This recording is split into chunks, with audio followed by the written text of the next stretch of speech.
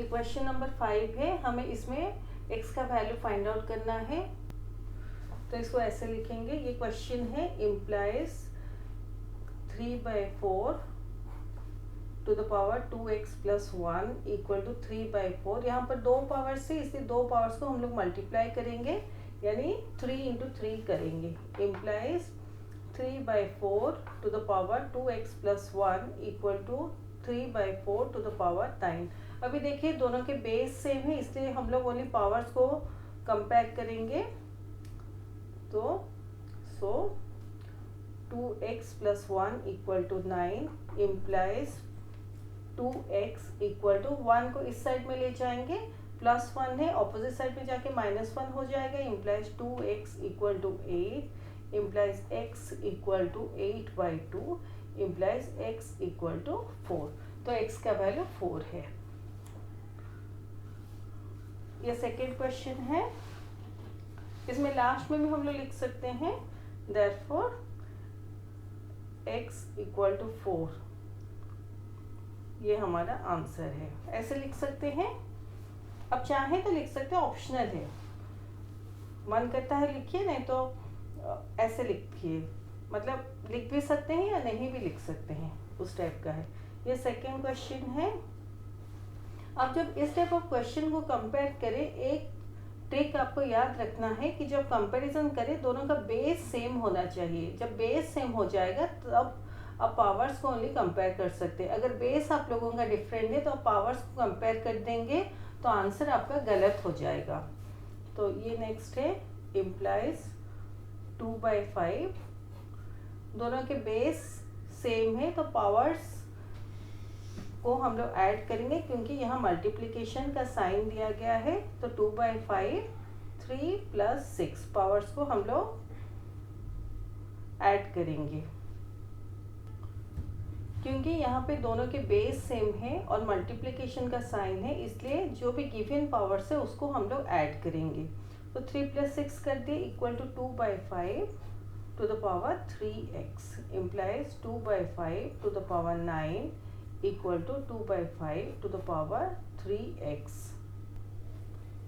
Implies. अभी देखिए दोनों के बेस हमारे सेम हो गए, इसलिए हम लोग वाली पावर्स को कंपेयर कर सकते हैं। तो सो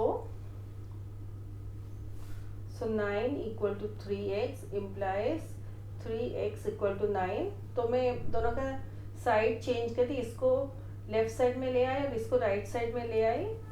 तो ये स्टेप भी आप चाहें तो लिख सकते हैं, नहीं तो डायरेक्टली यहाँ से भी सॉल्व कर सकते हैं। इम्प्लाइज x इक्वल टू, यहाँ 3x के साथ मल्टीप्लाई होके है तो अपोजिट साइड में जब जाएगा 9 के साथ डिवाइड हो जाएगा। Implies x equal to 9/3 equal to 3, therefore x equal to 3। तो ऐसे एंड में therefore x equal to 3 x equal to 4 अब चाहें तो लिख सकते हैं, अदरवाइज नहीं भी लिख सकते हैं। वैसे बुक में यहाँ तक ही दिया गया है, तो ये दोनों को आप चाहें तो छोड़ भी सकते हैं लिखना। नेक्स्ट क्वेश्चन है इम्प्लाइज, यहाँ डिवीजन का सिंबल है और बेस सेम है। तो डिवीजन का सिंबल है मतलब हम लोग पावर्स को माइनस करते हैं, तो 20 - 15 equal to -1/5 to the power 5x implies -1/5 to the power 20 - 15 5 है equal to -1/5 to the power 5x। So अभी देखिए दोनों के बेस सेम है, इसलिए पावर्स को कंपेयर करेंगे। So 5 equal to 5x implies 5x equal to 5। दोनों के साइन और दोनों के साइड्स में चेंज करती, इसको लेफ्ट हैंड साइड में ले आई, इसको राइट हैंड साइड में ले गई।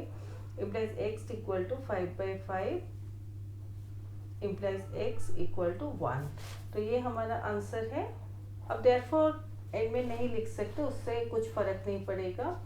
ये नेक्स्ट है, यहाँ देखिए दोनों के बेस सेम है लेकिन यहाँ बेस हमारा डिफरेंट है। तो 16 को अब इन टर्म्स ऑफ 2 कीजिए। जैसे आपका 16 है 2 × 2 4 × 2 8 × 2 16, और 1 को भी अब जितना बार मल्टीप्लाई करेंगे उसका आंसर 1 आता है। तो जैसे 16 को 16 अब 2 को 4 टाइम्स मल्टीप्लाई करने से मिलता है, तो ये 2 टू द पावर 4 है। और 1 को भी अगर आप 4 टाइम्स मल्टीप्लाई करेंगे आपको 1 मिलेगा। तो अब इसको 1 to the power 4 लिख सकते हैं, इम्प्लाइज तो 1/16 को हम लोग 1/2 to the power 4 लिख सकते हैं इंटू 1/2 का square equal to 1/2 to the power 3x minus 6। नहीं तो ऐसे लिख सकते हैं, जो भी गिवन है वैसे ही लिखते हैं, आगे सॉल्व करेंगे।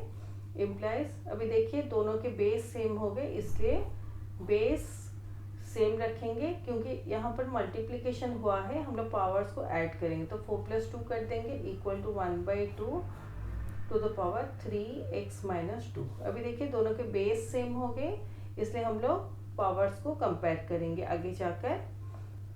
तो 1/2 to the power 6 equal to 1/2 to the power 3x minus 2। दोनों के बेस सेम हो गए, इससे पावर्स को कंपेयर करेंगे, यहाँ सिंगल पावर भी आ गया, so 6 equal to 3x minus 2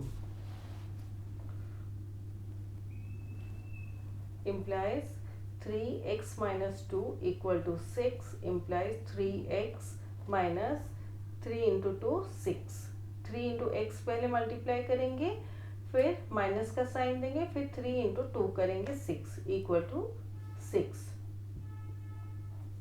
implies 3x equal to 6 already है, -6 को अपोजिट साइड में लेके जाएंगे तो +6 हो जाएगा। Implies 3x equal to 12 implies x equal to 3 multiply होके है अपोजिट साइड में जाएगा तो डिवाइड हो जाएगा, तो 12/3 हो जाएगा।